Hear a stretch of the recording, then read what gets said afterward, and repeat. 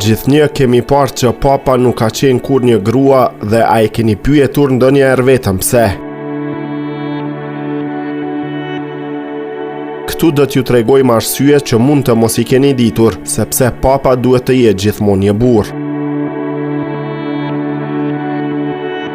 Vetëm burrat mund të bëhen priftrin në kishën katolike dhe duke qenë që pap mund të zgjidhet vetëm një kardinal, automatikisht është një burr. Biblia nuk e ndalon një pap femër, por ky rol është bazuar tradicionalisht në modelet mashkullore që në fillimet e krishtrimit.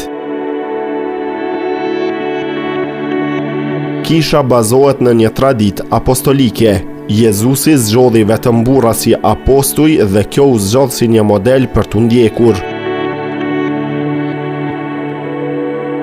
Në vitin 1994, papa deklaroi se kisha nuk do të ketë fuqinë për të caktuar shugurimin priftror për gratë.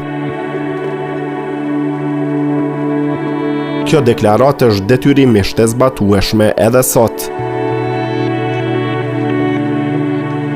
Gratë në kishë kanë role themelore, por asnjë të natyrës sakramentale.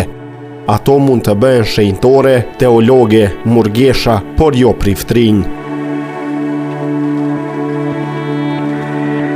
Edhe pse papa femër momentalisht nuk mund të realizohet, është një temë e hapur diskutimi që do të shqyrtohet për në vazhdimsi.